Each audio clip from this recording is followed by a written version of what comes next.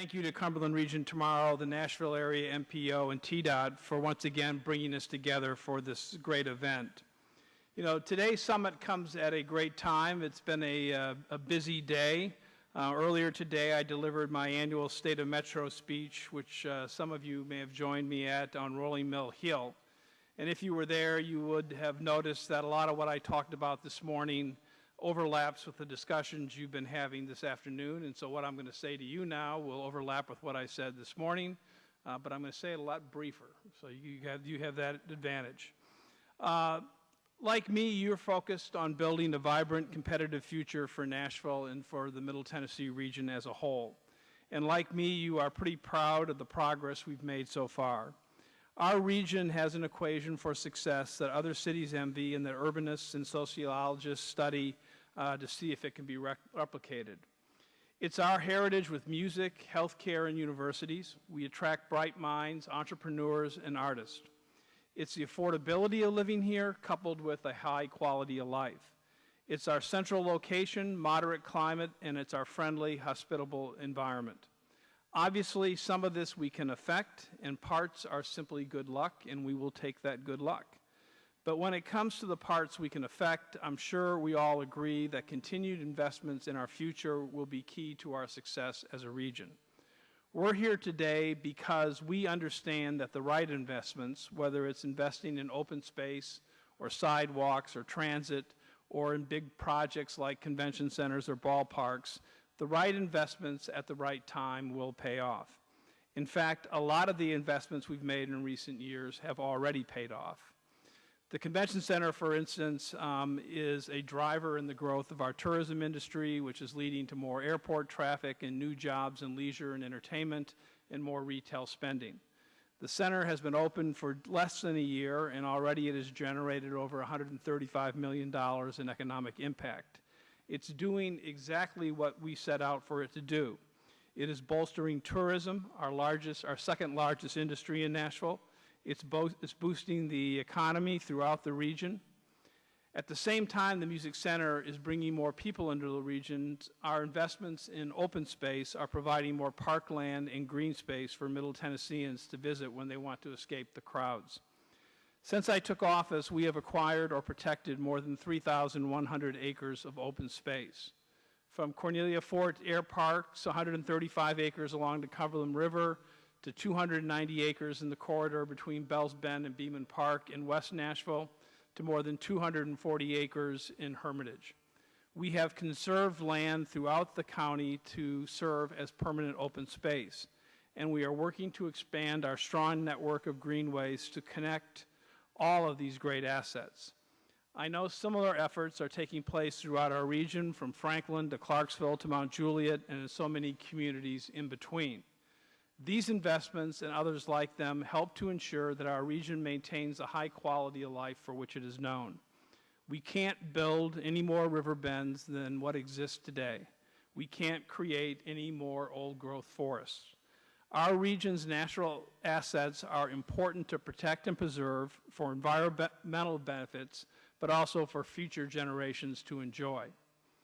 None of you will be surprised to hear me say that we've made some investments in transit as well. With education at number one, transit is the second most important thing Nashville and our region as a whole and our state needs to get right. We've made a lot of progress so far. We've implemented BRT Lite, which is our local way of describing BRT without dedicated lanes, down Gallatin Road and Murfreesboro Pike. Ridership on each of those routes has increased substantially since the BRT service began. BRT Lite is our local, as I say, is our local description, but it includes much of the other technology that makes this bus service quicker and more convenient than our regular bus routes, including 60-foot hybrid buses, so they're larger and quieter than regular buses, making the experience more comfortable. They have much fewer stops. They have enhanced bus shelters, real-time bus arrival information at the shelters. The display clock communicates with the GPS device on the bus, so you know exactly how long until the bus gets there. You're not just standing there at the bus hoping a bus will arrive. The buses also have technology on board to extend green lights as they approach intersections to help them quicker through those busy corridors. And as I always say when I mention that if you're driving in a car, you of course want to follow that bus. This morning I announced that this year's budget funds the implementation of a new BRT light lane down Charlotte Avenue and the planning of an additional BRT light route down Nolensville Road. And of course, our work continues on the design of the AMP, the full-service BRT line that will connect Nashville from east to west. These transit lines are important not only because they will offer new mobility options to Nashvillians and visitors, but also because they will allow the rapidly growing number of commuters who take transit into Nashville from throughout the region. Whether it's on the 92X from Sumner County or the 95X up from Spring Hill or on any other RTA express bus routes or the more than 110 commuter van pools to move around once they get here. I am thrilled by the progress we've made with the RTA over the past years. The growth of our RTA ridership in the last 5 or 6 years has been dramatic, and it just indicates that there is a demand and there is a need for more transit solutions in Middle Tennessee. Transit is something Middle Tennessee has to get right, as I say, and it's something that we as a city have to get right and we as a state have to get right. Probably, I think the most exciting announcement I made today was that beginning in the fall, we're going to offer for 9th, 10th, and 11th, and 12th graders in metro schools bus passes so that they can move freely about the city, sort of like Southwest Airlines. You're now.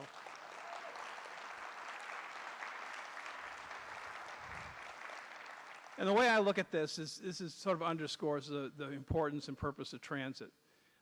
We have made a lot of effort to make our schools of choice in high school. We have worked to encourage dual enrollment credits at community colleges. We work to encourage involvement in extracurricular activities. We work to encourage internships and employment for kids. But to make that a reality, you have to make those things accessible. You can promise the world, but unless people can get to those functions, can get to those sites where their lives will be improved, then it's totally meaningless. And so I'm thrilled by that announcement, and I hope as time goes on that program will grow. Whether it's leveraging the investments we've already made in the Music City Center and open space and transit and much, much more, or pushing for the investments that will be so important down the road, the progress of each of our communities depends on the success of our region as a whole. So today, I call on all of you to continue to work together to ensure that Middle Tennessee is vibrant, competitive, and prepared for a future that will bring us nearly 1 million people by 2035. The good news is that we already have a great track record when it comes to collaboration. Organizations like the Mayor's Caucus, the MPO, the RTA, the Transit Alliance, Cumberland Region Tomorrow, and so many others push us all to think beyond the boundaries of city and county lines. Because, as we all know, so many issues, whether it's traffic or air pollution, don't stop at the county line. I want you to keep at it. Regional collaboration is key to our economic development success.